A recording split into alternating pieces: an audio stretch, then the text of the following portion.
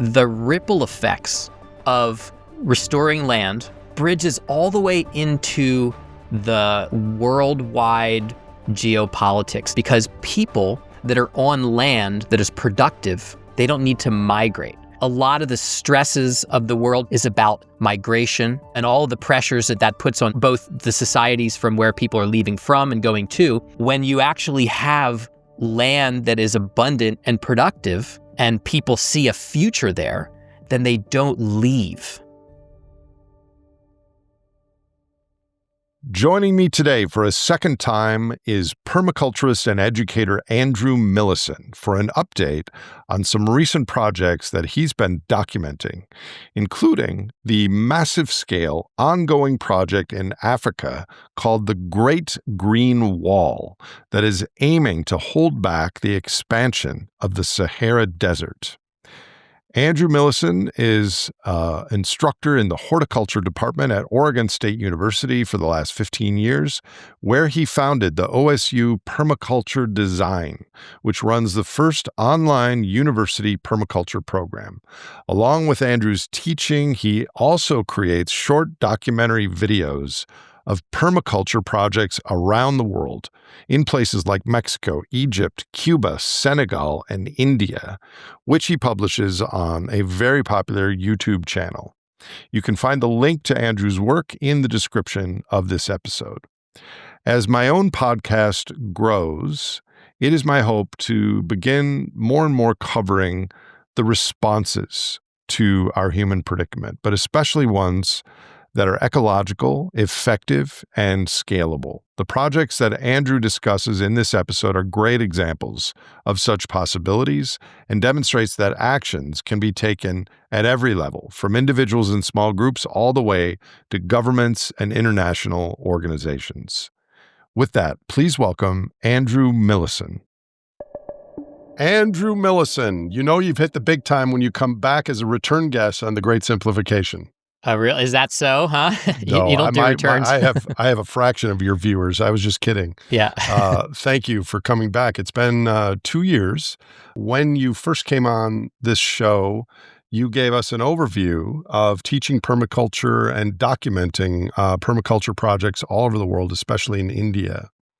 And today, because of all the craziness and untethered polarization and drama and anxiety in the world, I came across a few weeks ago some of your recent videos, which were just so inspiring. And I would like you to give our viewers an overview of some really good pro-ecology, pro-future things that are happening in the world. So welcome back, my friend. Thank you so much for having me. It's really great to be back talking to you. And I've been watching your podcast as well and learning a lot from it. Thank you. I still believe it's important to lay out the constraints and boundaries and initial conditions of the moment we're in, but increasingly I want to highlight what's going on that's positive and at least directionally aligned with what more humans need to do.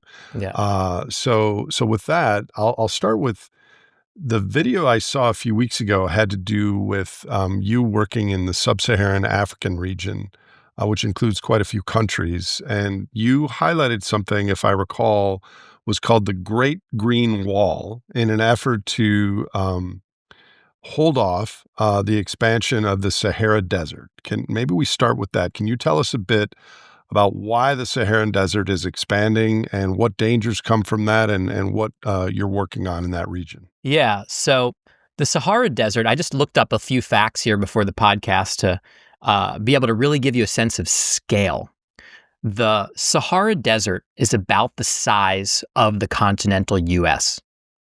Whoa. Yeah. I would never have guessed that. Yeah. The maps are sort of skewed when you look at it because they have to change the amount of space between the latitudes to make it all fit on a piece of paper. Well, the whole continent of Africa is like enormous. It is enormous, and the Sahara Desert is a vast area, and in the last 100 years, it has expanded by 10%.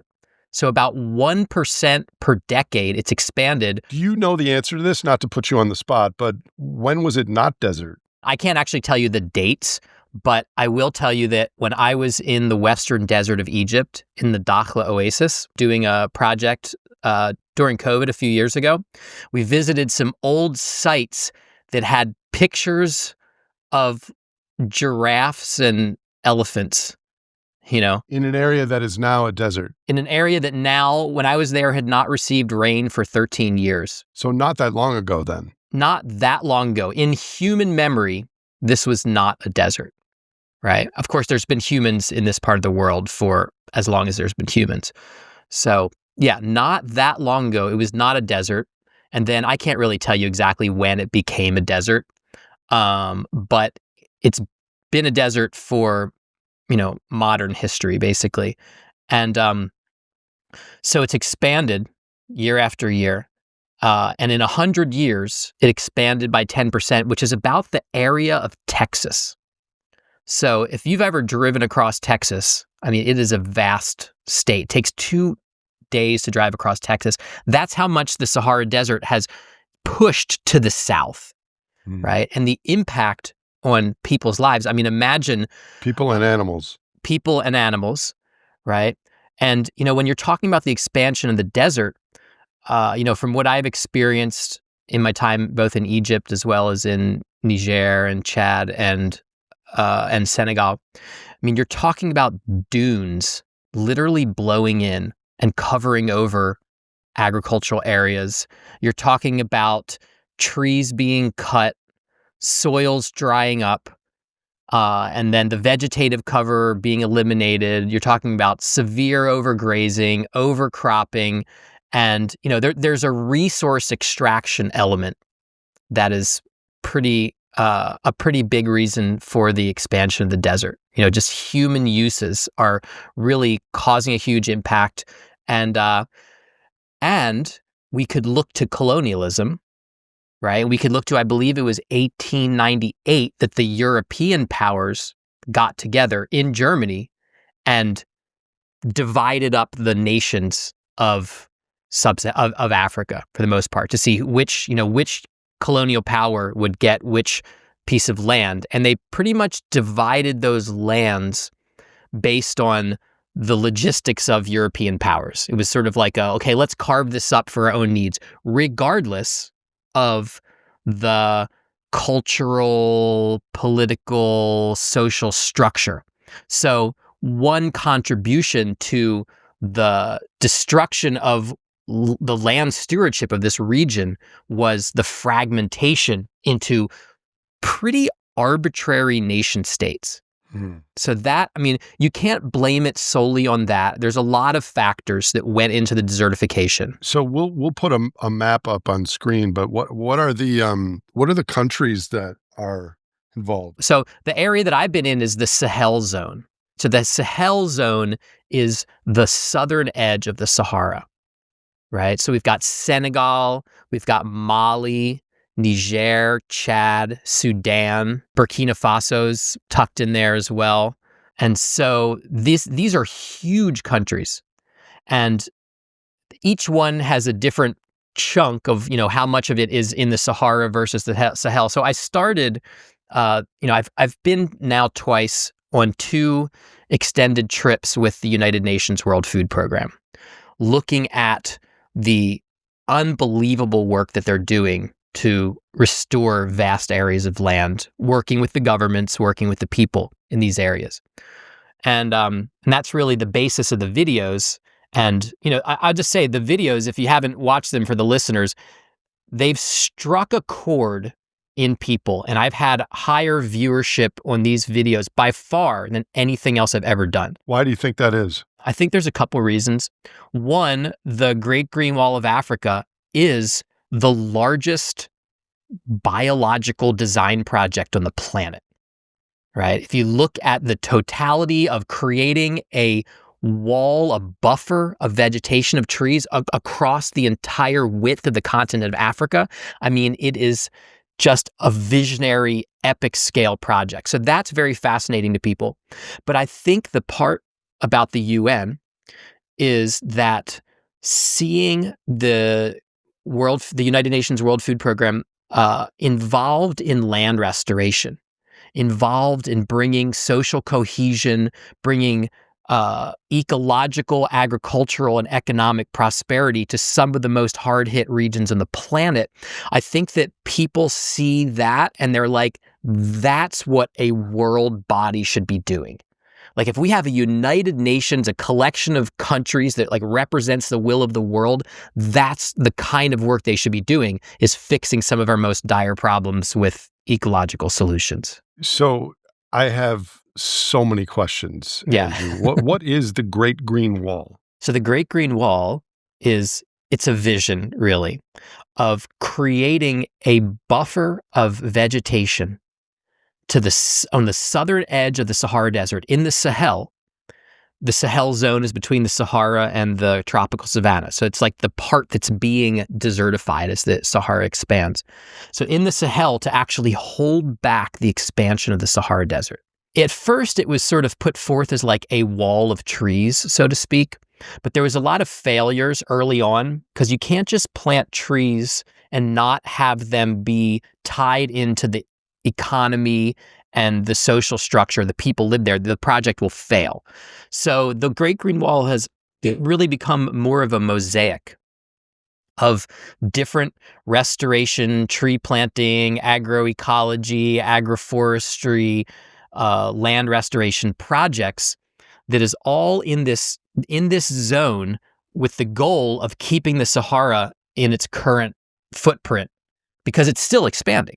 I'll just start with a dumb question. If you plant a tree on the border of the Sahara Desert, won't it dry up and die? Yeah, if you just plant a tree in isolation with no other sort of structures around and no human interaction, chances are it's going to die, right? And that's what happened. They feel like everybody was very gung-ho about the Great Green Wall. They went and planted all these trees and, they had a very high mortality rate. And so the Great Green Wall kind of got a bad rap in the beginning.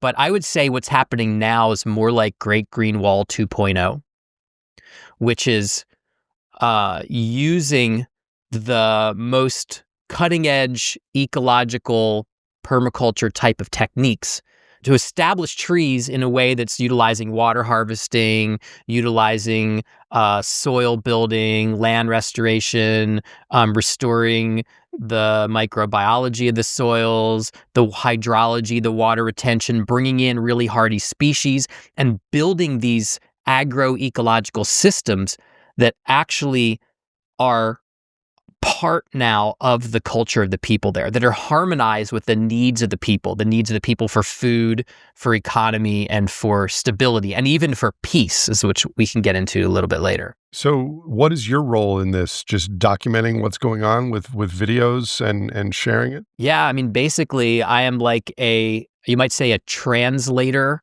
and an amplifier of this work. Now, like I said, the first video that we did on this topic, it's called "How the UN is Holding Back the Sahara Desert." We have almost 16 million views on this video. Whoa! And so it is now by far the largest piece of propaganda, you might say, or educational material about this project. Well, in addition to what you were saying before, that people like to see what's going on and they think this is what a united governmental body should be doing. It also is an advertisement for humans improving the land that we're on in a ecological, pro-future, in service of life thing that a lot of people, even if they don't follow your podcast or mine, kind of feel this disconnection with nature. And maybe that you're tapping into something that really needs to be born. Yeah, because the ripple effects of restoring land, it bridges all the way into the like worldwide geopolitics in a sense, because people that are on land that is productive don't need to leave. They don't need to migrate. So we look at a lot of the stresses of the world, both in Europe and the US, is about migration, illegal migration, and all of the pressures that puts on society, both the societies from where people are leaving from and going to. And so when you actually have land that is abundant and productive and people see a future there, then they don't leave. So how many people are involved in this project across all these countries? There's the UN people, but what about the local people? Yeah. So I don't really have a number on how many local people are involved in these projects, right? But and some of the countries have a lot of instability right now, and it's more difficult to make progress. For instance, right in this zone, we have Sudan, where we have the largest war on the planet. So if anything, they're going backwards right now. We also have Mali, which have very unstable with jihadist insurgency. Burkina Faso also has had a lot of really big instability. But the countries that are more stable are making incredible progress. And so I started in Senegal, where they are actually recognized as having the most, as the only country that's actually meeting their stated goals for progress in the Great Green Wall. So this involves, well, the other thing to realize, I guess, is important is that these are not highly populated areas because they're very marginal. So you have the populations that live there, which are basically subsistence farmers, and then you have, cities interspersed. But you also have a population of nomadic herders that are constantly as the rains come, they're moving up into the Sahara. And then as the rains recede, there's a 3-month rainy season, right? And then there's a 9-month dry season. So as a 9-month dry season kicks in, these people are crossing national boundaries. And there's about 30 million nomadic herders in the Sahel zone that are moving back and forth throughout countries. So that's how many nomadic herders you have. And these people, of course, are going to be impacted because creating stable agroecosystems in this region is, part of the food source for these large herds of cattle, of camels. So tell me what's going on from a permaculture standpoint with this great green wall and planting trees. Like what sort of techniques are being used to make this vegetation come to life again? So the work that I saw in Niger was the most mature and sophisticated example thus far, where they are using these water harvesting half moons for the most part, among other structures, but that's kind of their main tool in their toolbox. They can range anywhere from 3 to 5 meters wide, and they're basically a half moon that is intercepting the flow of water. There's many different styles of these half moons depending on what you're going to do, but the ones that are most relevant to the Great Green Wall are creating these silvopasture systems, which means that they are planting trees and they're also planting grasses.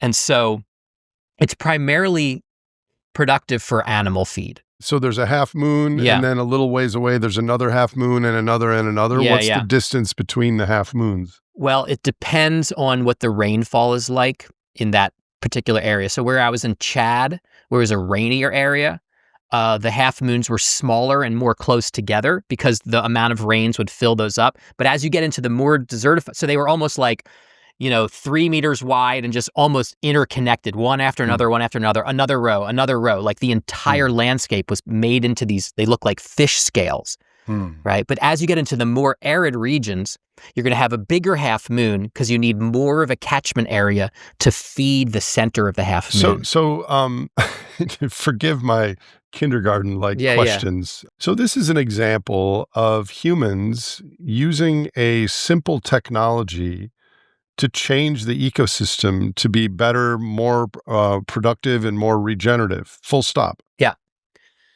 And I would actually, I would go against the idea that it's a simple technology necessarily, because there's a surprising amount of sophistication involved in which type of half moon, the variations, the spacing, the interception. So is this half moon technology? Is this a new thing like in the last 20, 30 years? Well, it's an ancient technology, but it has been evolved through standard scientific trial and error by the World Food Program, by the people practicing so it's an ancient technology that's indigenous to the region. basically. And would this apply to any arid regions in North America? Yeah, basically. You could pretty much apply this to any arid region. The type of water harvesting structures that we teach about in permaculture is just talking about taking water from runoff from a large area and concentrating it into a place where it's going to be wetter. And once you do that, how long does it take to see improvements to the soil and have things start growing again? It is instantaneous once the rains come. I mean, basically, they're also spreading grass seed. So they're putting in these half moons, they're spreading grass seed or planting trees. Then the rains come and you instantaneously have a flush of grass where previously you may have just had barren, compacted soil. And the grass is what the cattle and camels eat? To start with, yes. But then what's happening is they're planting these hardy, thorny desert trees, these different types of acacias that are native to the area. And so in the wet season, the grasses are growing, the cattle, the goats, the camels are getting fat. But then in the dry season, these thorny trees are growing up, they're establishing a canopy, and it's a food source for camels and goats who can eat these gnarly thorny trees. So it provides a year-round food source with pulses of grasses in the wet season. How does this change the nutrition, not for animals, but for humans in the region? What sorts of improvements to like nutrition and hunger are happening? Well, in the regions, in Niger, where they actually have the scale that can feed the populations, I mean, they have 300,000 hectares that they've put into these structures. So we're talking really, that's 750,000 acres. I have to look up how many square miles that is. We're talking about a large area. So when you actually get it at scale, you have whole populations of people that were previously on long-term emergency food assistance. They were being kept alive by the World Food Program. So the average, I think, of the last 5 years in Niger alone, there were 3 million people that were on permanent food assistance, right? These projects have now taken 500,000 people off of the books that no longer need permanent food assistance, completely free of permanent food assistance. So it's taking a situation where you had dire malnutrition and hunger. We showed in the video that a center where they had been, tracking the nutrition of babies, and that they had prior to these projects, they had 9 out of 10 of these babies were malnourished, right, to some degree. And so now it's been a complete turnaround in the places where they've done large tracts of this systems, and then it's matured into a forest where now it's basically like a tropical savanna, woodland, dense with trees and many different plants. How did you you're at Oregon State, near Corvallis, and you have a lot of experience in India. How did you hey, I want to go look at the Great Green Wall of Africa? Yeah. Well, I was invited by an organization first to go to Senegal called Planet Wild, to do some documentation of a different project, a really cool food forest project by an organization called Trees for the Future. And since I was going to Senegal, I have a great colleague. Her name's Natalie Topa, and I don't know if you ever heard of her. She would actually be excellent person to have on the show. She's very brilliant. She's American by birth. She's been living in Kenya for the last 20 years. She works with the World Food Program. She's a permaculture person. She's worked with the Danish Refugee Council, and now she works with the resilience program of the World Food Program. And so I got in touch with her, and I was like, Natalie, I've seen on social media, I've seen all of these images of these cool half-moon landscapes. Can you hook me up can I go see one of these things?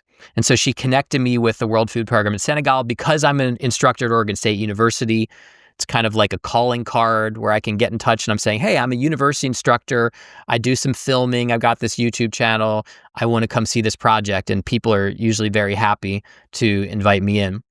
So that was the first trip. And I did 1 day of filming. I mean, we drove to the border of Senegal and Mauritania. Mauritania is another country, by the way, on the list of countries that are within this belt. And we did one day of filming. And so and it was a small project. It was only 30 hectares and it was 2 years old. So it was like really not very impressive at all compared to what they've done. But this is the one that the video got, almost 16 million views now. And so the World Food Program, the people that had really facilitated this whole resilience programming for the last, it started in Ethiopia in the 90s and it's been going for a long time. They were like, man, this project that you showed that had so much attention is like really small scale and not very impressive compared to what we've done. What you really need to do, if you're getting this kind of viewership on our stuff, then you need to come to Niger and you need to come to Chad and you need to see where this is really popping off on a massive scale. And so that's where they invited me to come and it all worked out. It was, not easy to get there, but. So other than viewing your YouTube channel, I hadn't really heard about this. Is there a sense of pride and awareness in these countries of these projects? Well, yeah, certainly Niger is the country that is way ahead of the pack. And this has become a center point of how they are dealing with malnutrition and poverty in that country. And climate? And climate, yeah. Desertification, climate for them, it's like kind of wrapped up into one thing because, the result of hotter temperatures, erratic rainfall is going to be increased desertification because it's just more stresses on the environment, So the government of Niger is like all in, basically. And they are very well trained at this point. They have their internal knowledge about how to implement, install, and monitor these systems and make sure that they don't get cut down and make sure that they last. So being an ecologist or a permaculturalist in Niger might now have the social status of a real estate developer or a oil tycoon. Well, if you watch the video, the one it's called Inside Africa's Food Forest Mega Project is the title. I interview the lead forester of the state of Maradi. And I also interviewed, and I didn't put it on the film, but I also interviewed the lead forester of the state of Zinder. And these guys it's interesting because, there was a military coup in 2023 in Niger. And so the military took over the country and it still rules the country right now. So these foresters are kind of like in military fatigues. They're part of this government infrastructure. And these guys they are really, really smart. They know what they are doing. They know what's going on. From your expertise as a permacultural expert, what ecological benefits have you witnessed as a result of these projects, like in terms of biodiversity or cooler temperatures or water table recharging or those sorts of things? Yeah. All of the above, basically. These structures, you put these, you think about, you have all of these half moon scales in this whole landscape. They become a net for water, to collect water, for fertility that blows in and settles in these half moons. And then they're planted, and then the vegetation that you plant becomes a net for biodiversity to just be caught up in this forest system. So in the site I visited, they've had the return of native monkeys to an area that was like bare, compacted soil. Now it's a forest. They've got native monkeys. They've got, the bird song is, so loud you can barely hear yourself. There's insects of all kinds. There's so many creatures moving in. The temperature effects in the areas themselves are, like 15 to 20 degrees. Really dramatically cooler. The ground, when they're measuring the NDVI, which is like the vegetative cover, the ground is now 100% covered with vegetation. So let's say they put a strip of these half-moon silvicultures and what you say happens. Yeah. Then is the next step to put a strip further north and do it like that? Well, I think that if they got to the level that we actually were ready for the next step, we don't even really need to talk about that, because just to get I mean, we're talking about such a vast area. Just to get a strip across would be like a transformation of the entire region, the entire economy, the entire climate. From there, I mean, there's a point where you can only go so far north before you hit an area that it just doesn't rain, right? And you could argue that perhaps if you put more trees in, you may bring more rain into the Sahara. I mean, I don't really know because there's certain areas that, like, the Sahara is a desert for kind of worldwide climate reasons as well. So was the impetus of this the UN, or was it a collaboration with the governments within Niger and Chad and other places? Well, I think that the stimulus on really the large scale projects was the UN. In part, it was coming off of a nearly 30-year transformation in Ethiopia. So you remember back, USA for Africa, Feed the World, all that stuff back in, what was it, the 80s, when the Ethiopian famine, there was a horrible famine. It wasn't just Ethiopia. There was a horrible long-term drought in this region at the time. Ethiopia is the place that became the most well-known.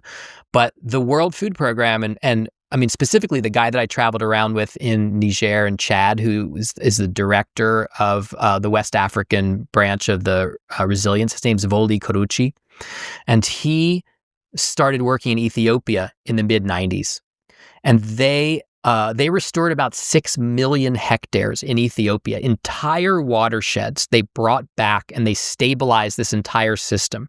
And so coming off of that, they realized that they could apply a lot of this same, these same types of systems in the rest of the Sahel. So I'm not sure, like the details of who approached who or how it actually evolved, but 2014 is when it started in earnest. So what do you think the long-term impacts are for the people who are living in these restored areas, and will they be able to keep it going if the World Food Program leaves? The impacts are a total transformation from living in a scarce, practicing subsistence agriculture in a very degraded ecosystem,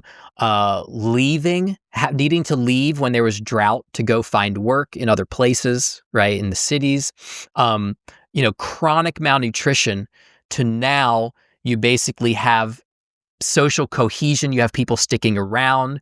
You have people well fed. You have increasing water tables. So people now are able to sink in bore wells and irrigate horticulture crops. It's like night and day is the difference for these people. Could you explain to me, since you have a very popular permaculture podcast, the mechanics of why the water table is such that they can put in bore wells?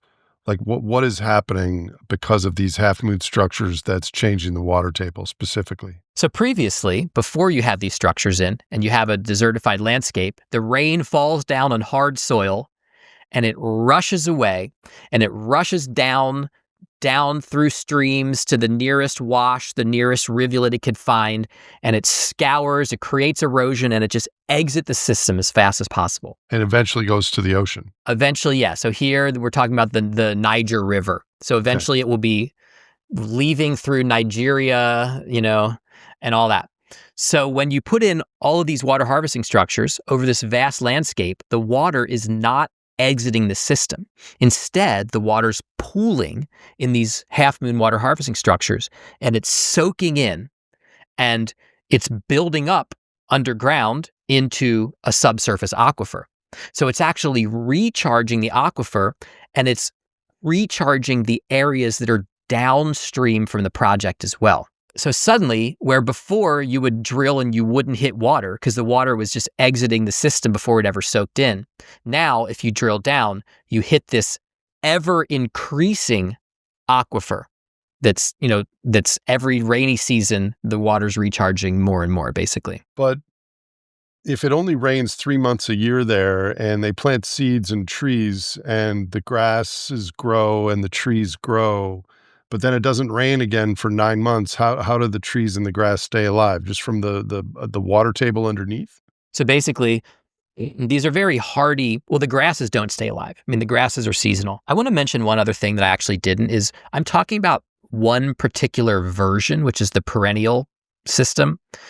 In the most recent video I did, which was from the border with Sudan and Chad, where they're working with refugees coming over, they are planting annual crops. They're planting sorghum, which is a native, very, very drought-hardy grain in these half moons. So they're actually just using them as like direct annual cropping systems. I just want to kind of throw that out there because it's not just perennials. But basically, like I described, in the dry season, there's all of these perennials that are growing, and they do supply food for camels and goats, which are a really important part of the diet there. Is there a corollary to South America? Because I've had a couple of guests on talking about how perilous the Amazon rainforest is and how the southernmost parts are turning into savanna. And I don't think most people realize how huge the Central African rainforest is. So it sounds like this is almost a buffer. Like this project is helpful to ultimately the Central African rainforest, which is just south of this. Does this, two questions. Does this ultimately affect the weather in the future maybe? And is there a South American corollary to this sort of work?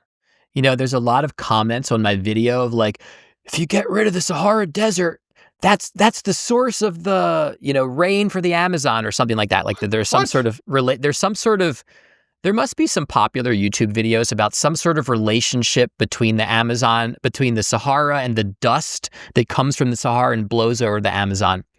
But, I mean, as far as climate goes, I don't know if you've talked to anybody about the biotic pump, but, when you have trees, they interact with atmospheric moisture, right? Trees, they exude small particles, pollen spores and mushroom spores and dust and bacteria that then can become the nuclei for raindrops.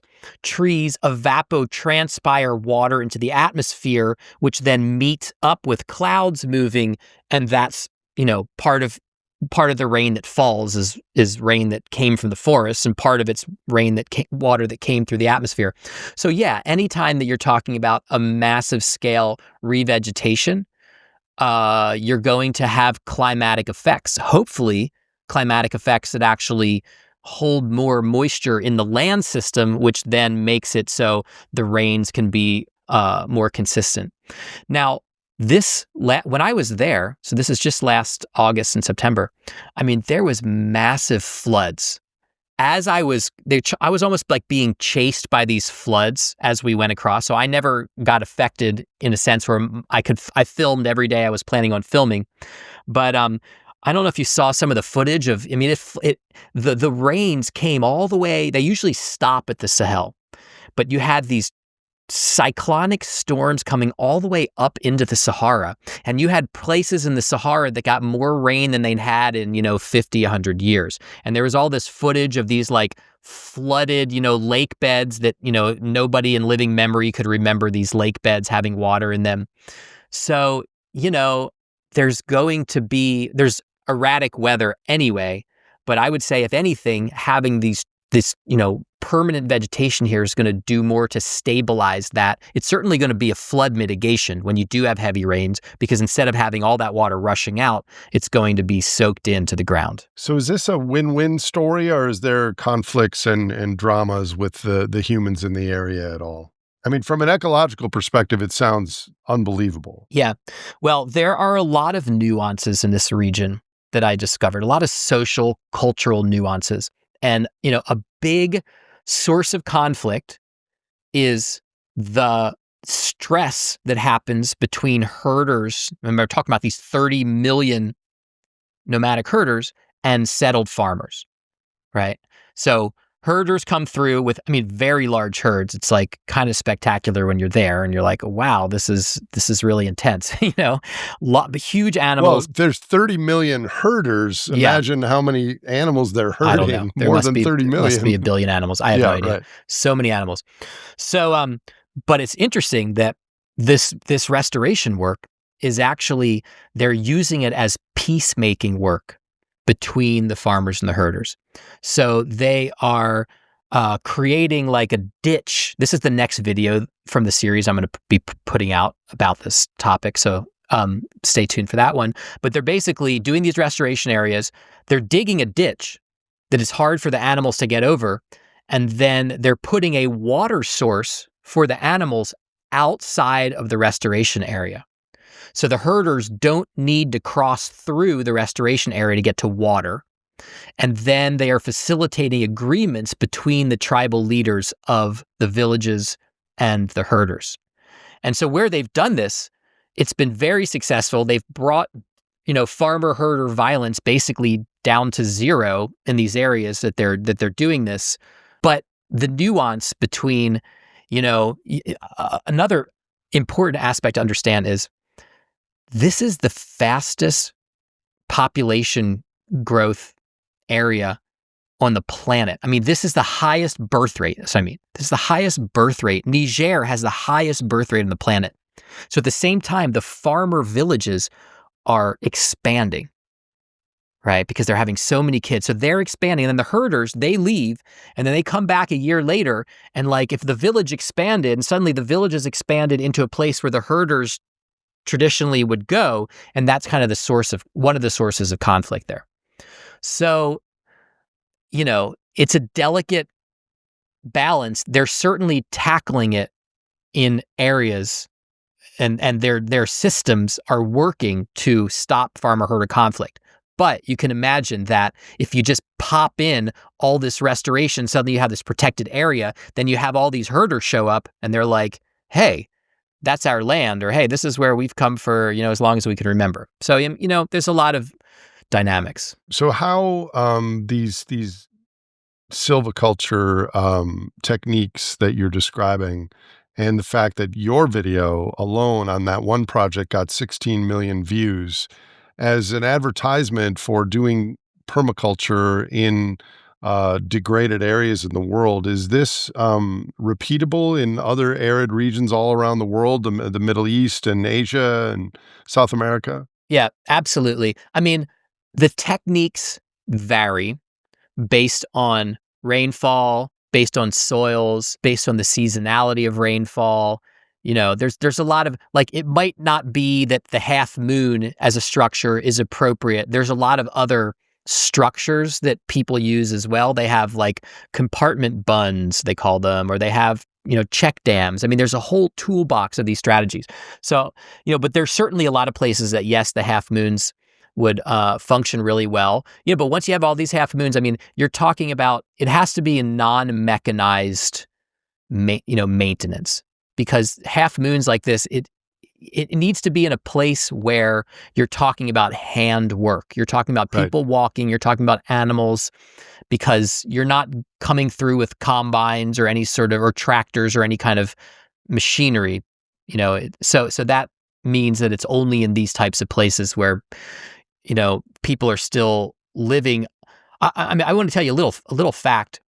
The country of Chad is, I think it's 9%, it's either 9 or 11% of the total country has electricity. When you get into the rural areas, it's like 1.3% of the people have electricity.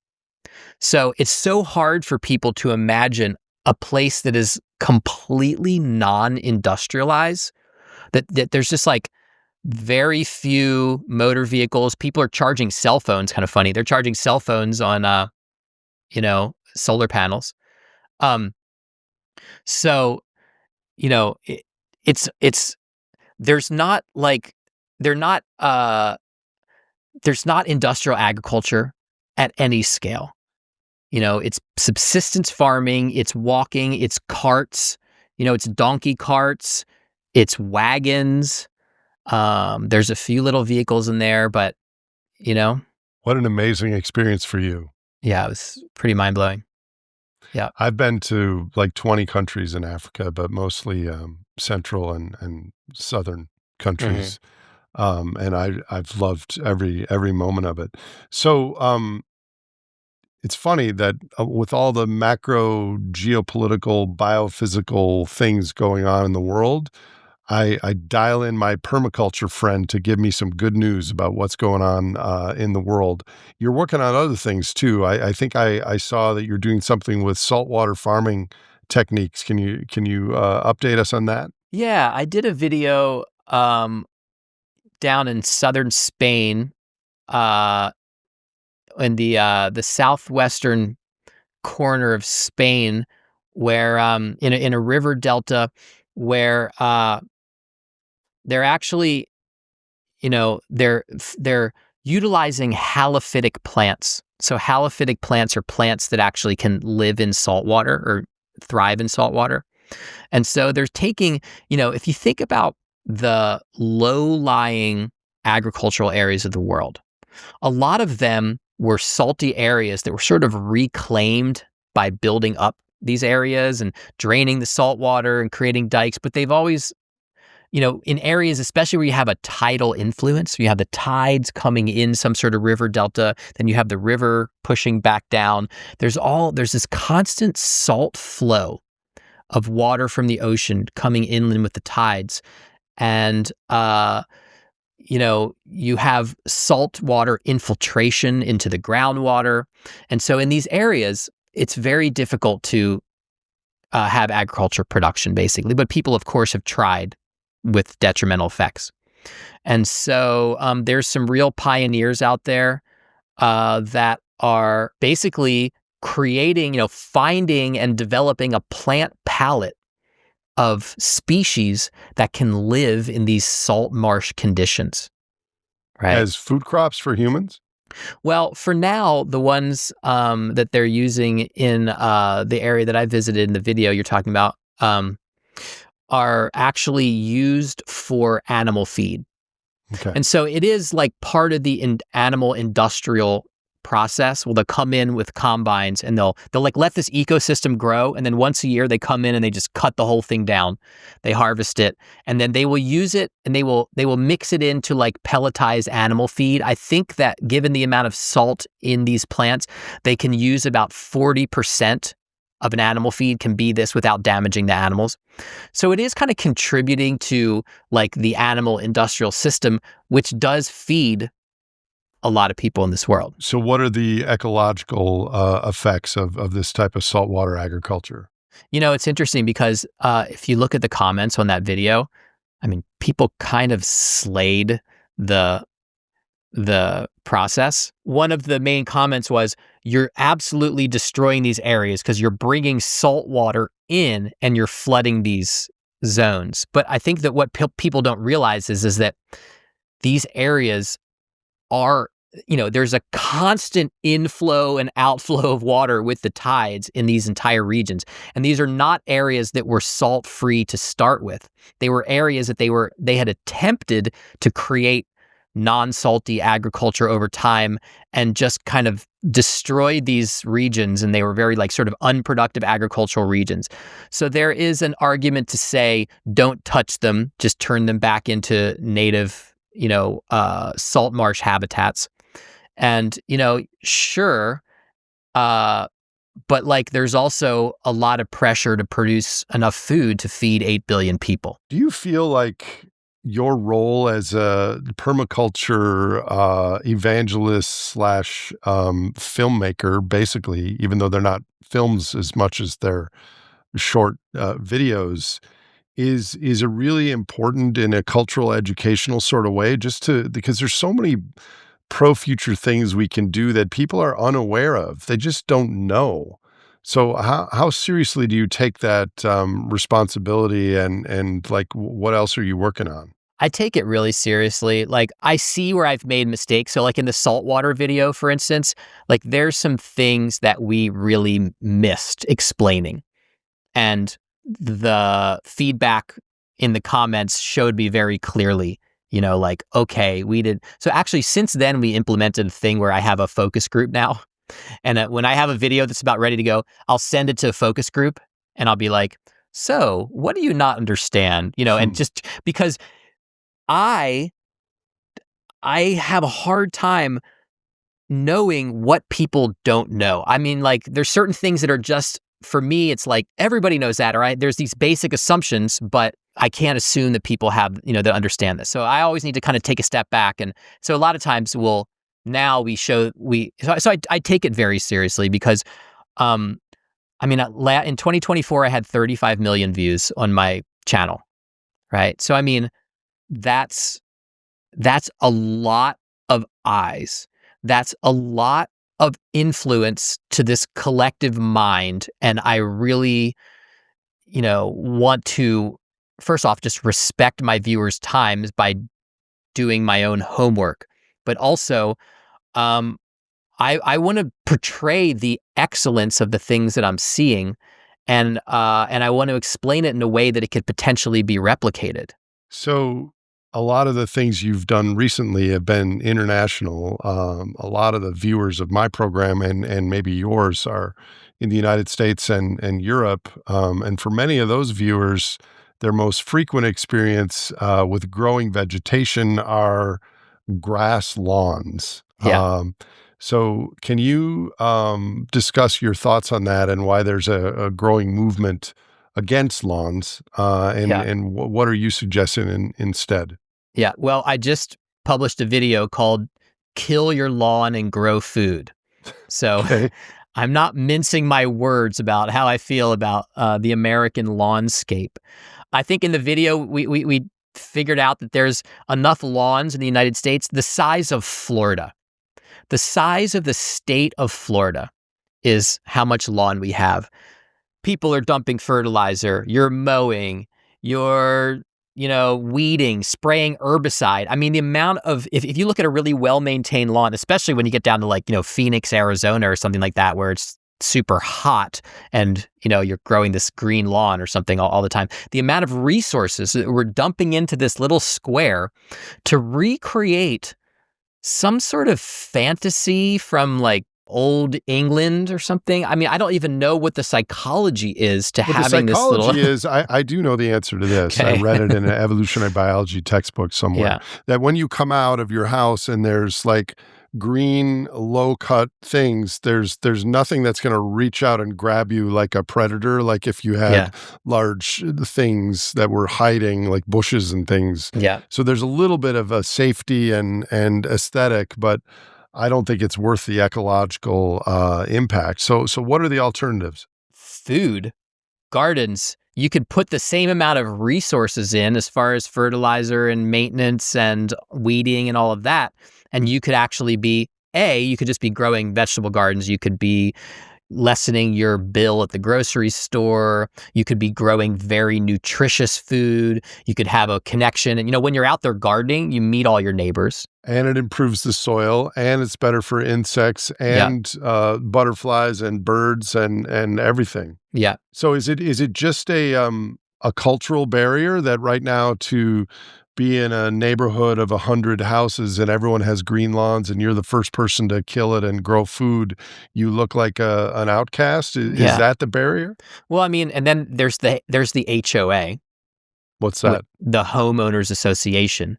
So most places, not most places, I don't really know about if it's most or not, but many places there are regulations about what you can and cannot do in your yard. And I could never live in a place that told me what I could or could not do in my yard. But many of those, you have to keep a grass lawn. You can't put too many trees or shrubs in. And what do you have in your yard, Andrew? My yard is like a biodiverse explosion of fruit trees, food plants, native plants, flowers. I mean, I have 1/3 of an acre here, which is like a typical suburban lot. And I mean, I've been here for 15 years and I have a tremendous amount of food growing here for what it is. And I don't even do a lot of maintenance at this point. A lot of it's these permaculture perennial type systems, berries, artichokes, rhubarb, figs, apples, pears, plums. Whoa. I mean, just it's packed in. Yeah. Wow. So you're no longer a weirdo from your neighbor's perspective, or are you still? I specifically moved to somewhere that was full of weirdos because I didn't want to be. I was in Prescott, Arizona, and I was kind of a weirdo. And I was like, I want to be somewhere where I'm not a weirdo and I can do my thing here. So I mean, I live in Corvallis, Oregon, it's a very, very gardeny place because it's Oregon State University, which is an ag school. Like people garden like crazy here. So what's the formula? How would you recommend someone listening to this program with a little plot of grass get started in transforming it to something a little bit more aligned with permaculture principles and maybe growing some food as well? Yeah, well, you'd be very smart. The smart way to do it is to actually sheet mulch over your grass before you even start anything, is to get rid of all the grass by layers of cardboard and wood chips, or you could bring in soil, but basically smother the grass for a season or two and then start to put in your other plantings. I didn't do that. And I'm still to this day fighting grass in many places because grasses, once they're sort of unchecked, grasses are very vigorous. They're competitive with vegetables. They're competitive with fruit trees. So getting rid of the grass and then starting to put in your perennial infrastructure is what I'd call it. So getting in your berry bushes, your fruit trees, getting those long-lasting plants in, and then establishing your annual garden areas. I mean, it depends what kind of maintenance you want to do. Some people you could do the whole thing and not do any annual gardens. Annual gardens, meaning like vegetables, are higher maintenance.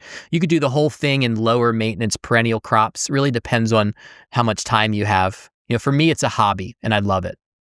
So if viewers want to support or get involved with these bigger projects that you're working on now in the future, like the Great Green Wall or saltwater agriculture, how would they go about doing that? Yeah. Well, first off, on the videos themselves, we put links to where people could, hopefully support each project. I'm actually starting. I just filmed my first project in Hawaii with the sovereign indigenous nation of Hawaii, where I'm actually going to be doing a call to action within the video for people to support the project directly. So that's a new direction that I'm going in.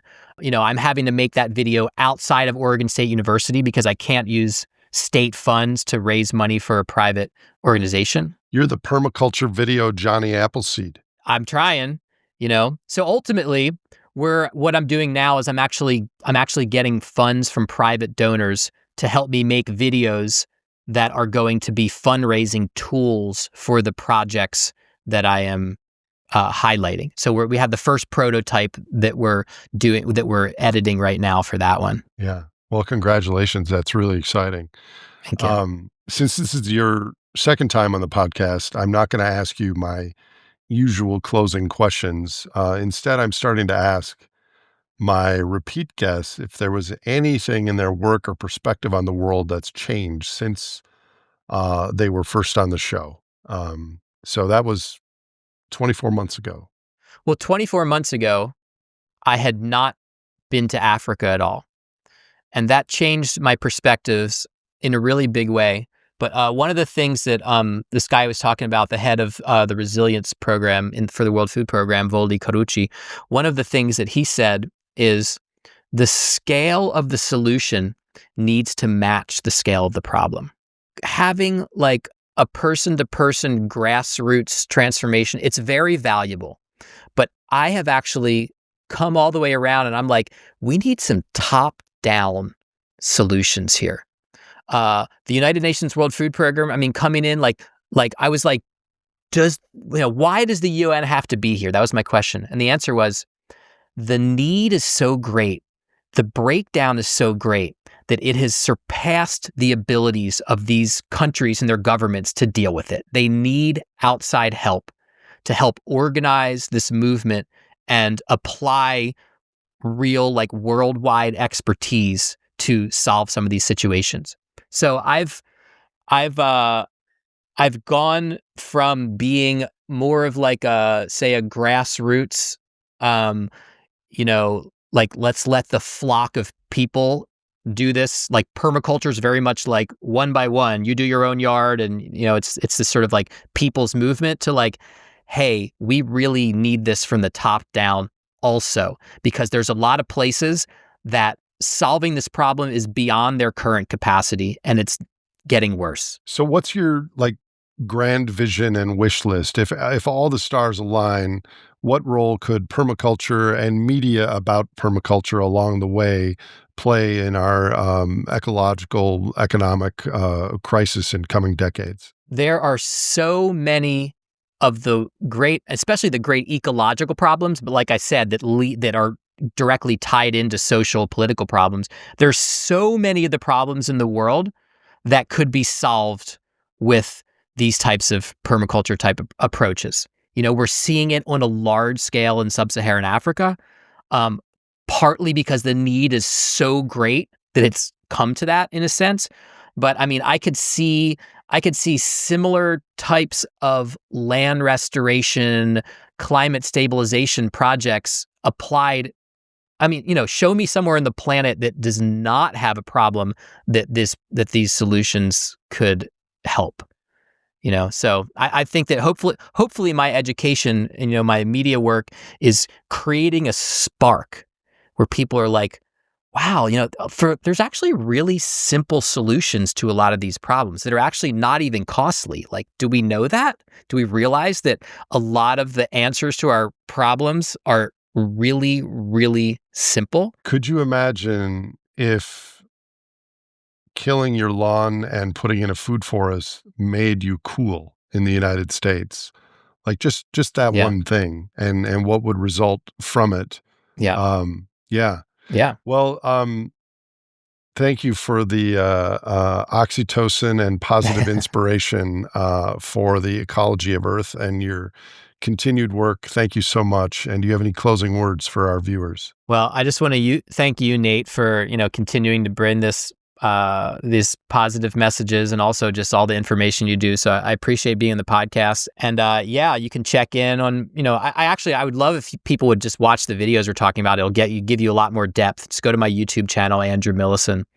And yeah, just stay tuned because I've got a lot more coming. To be continued, my friend. To be continued. Yeah.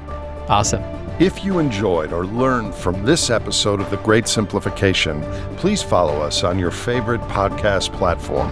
You can also visit thegreatsimplification.com for references and show notes from today's conversation. And to connect with fellow listeners of this podcast, check out our Discord channel. This show is hosted by me, Nate Hagans, edited by No Troublemakers Media, and produced by Misty Stinnett, Leslie Batlutz, Brady Hyen, and Lizzie Siriani.